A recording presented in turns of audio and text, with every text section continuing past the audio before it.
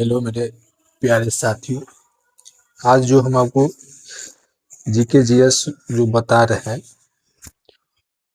वो हर परीक्षा के बिहार के लगभग हर परीक्षा या जनरल कंपटीशन के हर परीक्षा में पूछा जाया जाता है। क्या निम्नलिखित में से कौन सी नदी पश्चिम की ओर बहती है? सबसे इम्पोर्टेंट क्वेश्चन है। कह रहा है निम्नलिखित में से कौन सी नदी पश्चिम की ओर बहती है? तो नर्मदा नदी है जो हमेशा पश्चिम की ओर बहती है। जब भी पूछेगा निम्नलिखित में से कौन सी नदी पश्चिम की ओर बहती है, जैसे नर्मदा हो गया, कावेरी हो गया, गोदावरी हो गया, कृष्णा हो गया, ये नदी जो है इस सभी में से नदी में से नर्मदा नदी है जो पश्चिम की ओर बहती है।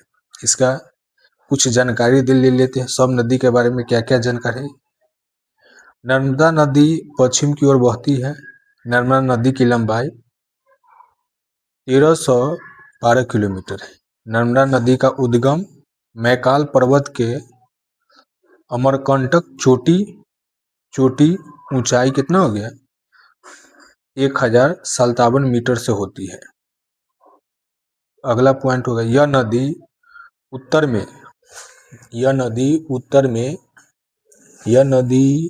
में विंध्य पर्वत तथा दक्षिण में सतपुड़ा पर्वत के मध्य भ्रंश घाटी से होकर बहते हुए अरब सागर की खंभात की खाड़ी में गिरती है।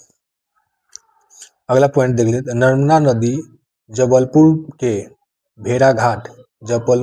भेड़ाघाट में धुआंधार जलप्रपात का निर्माण करती है। अगला पॉइंट देख ले, यह सरदार सरोवर परियोजना नर्मदा नदी पर है। बहुत बार पूछा गया है सरदार सरोवर परियोजना किस नदी पर है? तो नर्मदा नदी पर है। अरब सागर में गिरने वाली प्रायद्वीपीय भारत की सबसे बड़ी नदी नर्मदा है। मैं कह रहा है कि अरब सागर में गिरने वाली प्रायद्वीपीय भारत की सबसे बड़ी बड़ी नदी कौन है? तो नर्मदा हो जाएगी। क्या अरब सागर में गिरने वाले अन्य नदियों ताप्ती, माही, साबरमती है ना, पेरियार, मांडवी, जुआरी इत्यादि। भ्रंश घाटी में सबसे हुए अपने मुहाने पर डेल्टा की जगह ज्वारमुख बनाती है। क्या बनाती है? ज्वारमुख। इसकी प्रमुख सहायक नदियां हैं उरसंग, तवा, वरना, वैश्यार, दूध, शक्कर, हिरन, वरना इत्यादि। ये सब किसका नदी है? नर्मदा नदी का सहायक ये सब है। इसके बाद देखते हैं कृष्णा नदी के बारे में। कृष्णा नदी की लंबाई 1401 किलोमीटर। कृष्णा नदी की लंबाई कितना है? 1401 किलोमीटर। यह नदी महाराष्ट्र राज्य के महाबलेश्वर के निकट पश्चिमी घाट श्रृंखला से निकलती है। क्या है कि कृष्णा नदी की लंबाई पूछेगा तो 1401 किलोमीटर है। यह नदी कहाँ से निकलती है? महाराष्ट्र के बालेश्वर के निकट पश्चिमी घाट की श्रृंखला से निकलती है।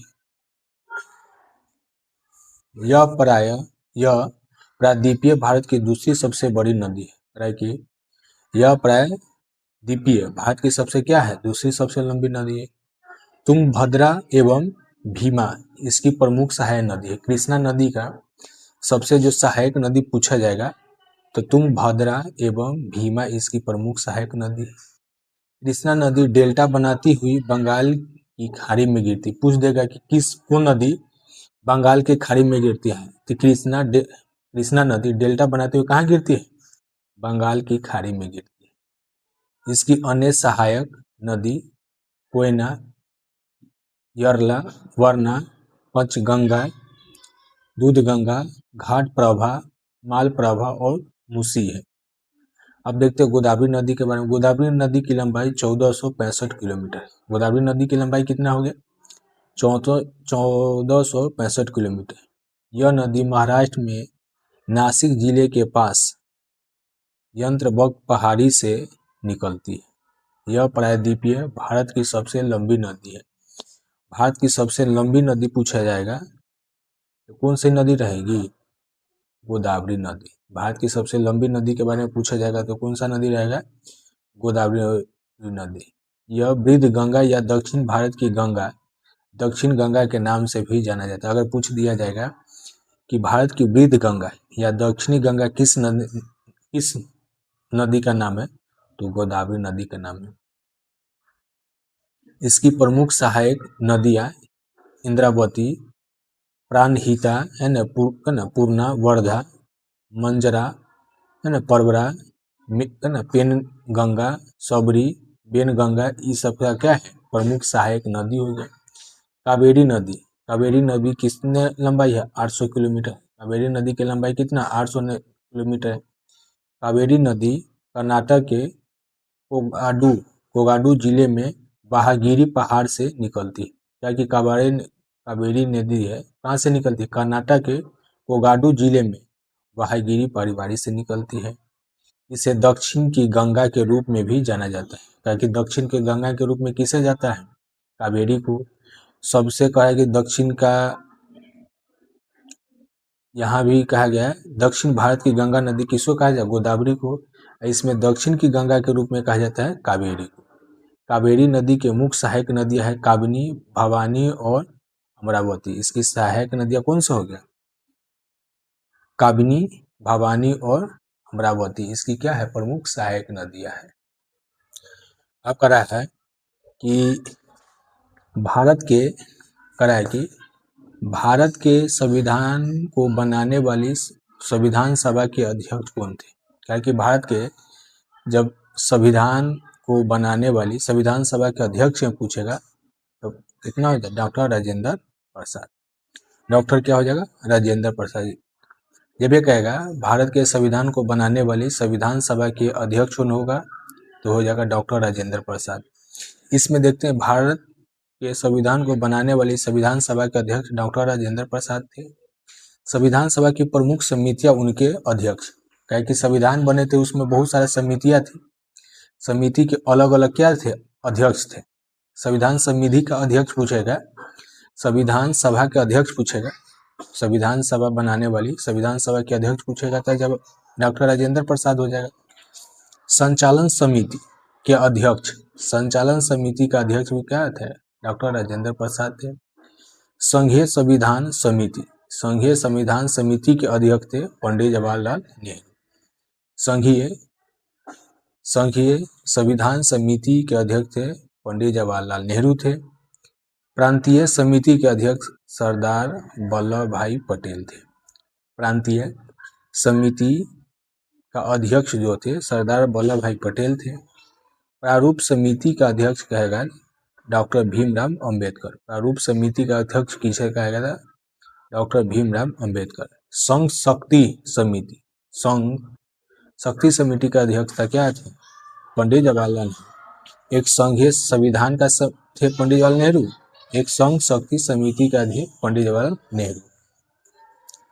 करा कि मौलिक अधिकार एवं मौलिक अधिकार अल्पसंख्यकों संबंधी परामर्श समिति के अध्यक्ष थे सरदार वल्लभ भाई पटेल। मौलिक अधिकारों एवं अल्पसंख्यकों संबंधी परामर्श समिति के अध्यक्ष है सरदार वल्लभ भाई पटेल। राष्ट्र ध्वज संबंधी ना तदर्थ समिति के अध्यक्ष है डॉक्टर राजेंद्र प्रसाद। राष्ट्र ध्वज संबंधित जो समिति बने थे उसका अध्यक्ष है डॉक्टर राजेंद्र प्रसाद। अगला थे भारत में संविधान सभा के गठन का विचार वर्ष 1934 में पहली बार M.N. राव ने रखा था। कहेगा भारत में संविधान सभा के गठन का विचार कब रखा गया था, 1934 में। कब, इसकी पहली बार किसके रूप में रखा था, M.N. राव के गठित किया गया था। संविधान सभा की पहली बैठक 9 दिसंबर 1946 ईस्वी में हुई थी। संविधान सभा की पहली बैठक पूछेगा कि कब हुआ था, तो 9 दिसंबर 1946 ईस्वी को हुई थी।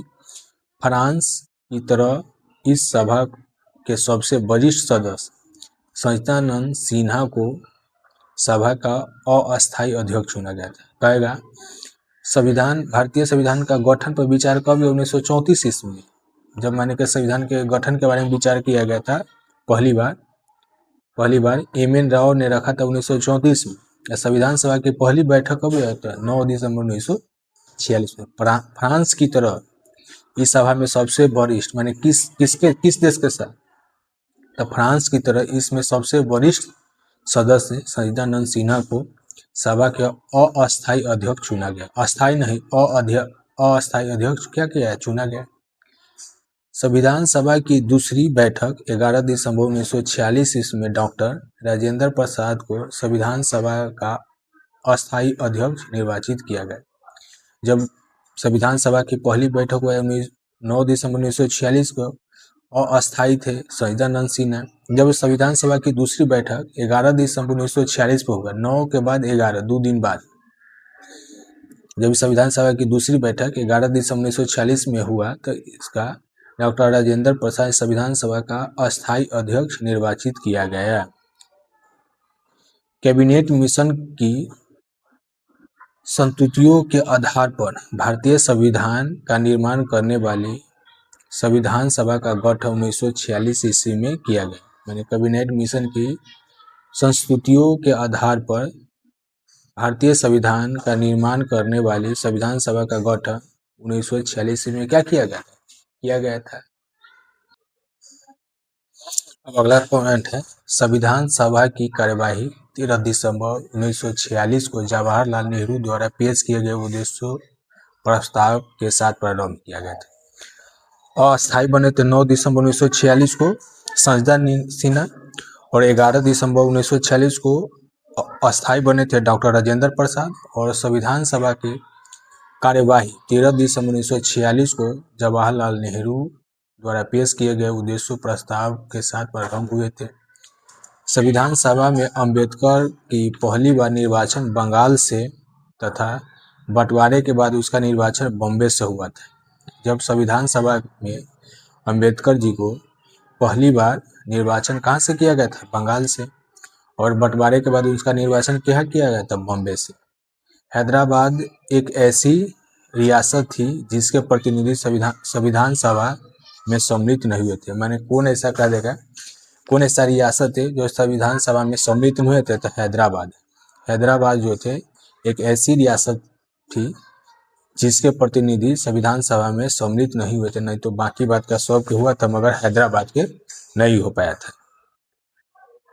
आपका रहा अगला क्वेश्चन, राज्य अपहरण नीति की शुरुआत निम्नलिखित में से द्वारा की गई थी। ताकि राज्य अपहरण नीति की शुरुआत निम्नलिखित द्वारा की गई थी।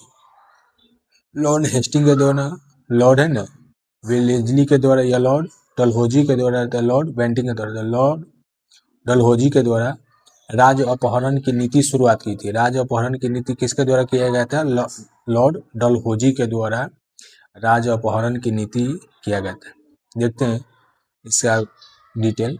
राज्य अपहरण नीति की शुरुआत लॉर्ड डलहौजी 1848 से 1856 ईस्वी द्वारा की गई थी। कहे कि जो डलहौजी जो थे राज्य अपहरण नीति का शुरुआत किए थे, कब, 1848 से 1856 ईस्वी द्वारा किया गया था।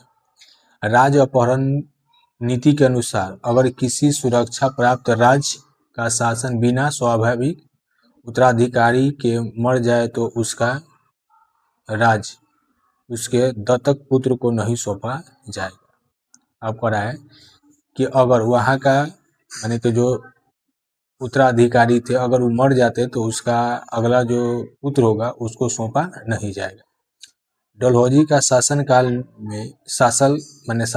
उसके व्यक्तिगत का सिद्धांत के कारण अधिक याद किए जाते हैं। इस नीति के तहत अंग्रेजी साम्राज्य में विलय किए गए राज्य में सर्वप्रथम सातारा था 1848 ईस्वी में। मैंने कहा गया कि सबसे पहला जो अंग्रेज की नीति में जो साम्राज्य विलय हो गया था उसका नाम था, सर्वप्रथम क्या था, सातारा था। कब विलय हुआ था, 1848 ईस्वी में। जैतपुर था बुंदेलखंड माने बुंदेलखंड और संभलपुर उड़ीसा 1850 ईस्वी में।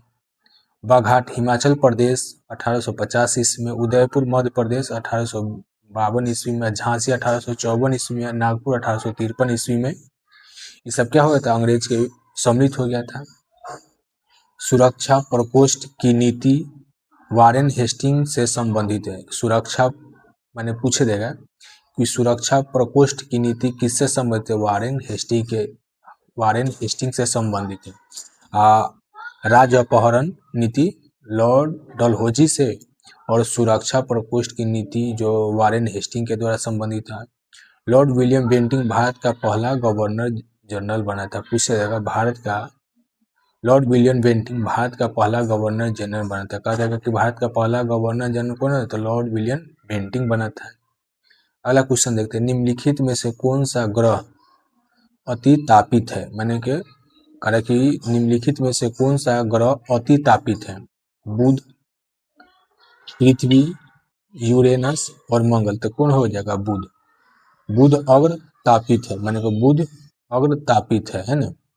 बुध ग्रह पर दिन अति गर्म और रातों बर्फीली होती है। तो बुध ग्रह पर दिन कितना अति गर्म होता है और रातें बर्फीली होती है। इसका तापांतर सभी ग्रह में सबसे अधिक माने 560 डिग्री सेल्सियस है। इसका तापमान रात में -173 डिग्री और दिन में 427 डिग्री हो जाती है। मंगल ग्रह को लाल ग्रह भी कहा जाता है। मंगल ग्रह को कौन सा ग्रह कहा जाता है? लाल ग्रह। इसका रंग लाल आयरन ऑक्साइड के कारण होता है। इसका रंग किसके कारण होता है? लाल रंग जो होता है आयरन ऑक्साइड के कारण होता है। वरुण आकार में तीसरा सबसे बड़ा ग्रह है। इसका तापमान लगभग -215 डिग्री होता है। पृथ्वी का आकार पांचवा सबसे बड़ा ग्रह है, माने पृथ्वी आकार में पांचवा सबसे बड़ा ग्रह है। क्या ग्रह है? पांचवा सबसे क्या है? बड़ा ग्रह है। उसके बाद देखते हैं 20 नंबर का था, प्रोटीन का सबसे उच्च स्रोत कौन है? कि खाद्यान्न है, दाल है, दूध है या सब्जियां है। तो दूध का सबसे प्रोटीन का हो गया कौन सा है? दाल हो जाएगा। क्या चीज हो जाएगा? प्रोटीन का सबसे उच्च स्रोत क्या हो जाएगा? दाल हो जाएगा। प्रोटीन का सबसे उच्च स्रोत दाल है। प्रोटीन एक जटिल कार्बनिक यौगिक है जो 20 अमीनो अम्ल से मिलकर बनते हैं। सभी प्रोटीन में नाइट्रोजन पाया जाता है। मनुष्य के शरीर में 20 प्रकार की प्रोटीन की सहायता होती है, जिसमें 9 का संश्लेषण उसका शरीर स्वयं करता है तथा शेष 11 भोजन के द्वारा प्राप्त करता है। सोयाबीन और मूंगफली प्रचुर मात्रा में प्रोटीन का क्या है? स्रोत है। यानी सबसे अच्छा प्रोटीन है दूध माने दाल है, मगर सोयाबीन और मूंगफली प्रचुर मात्रा में क्या करता है? प्रोटीन उपलब्ध हमारे शरीर में कराते हैं।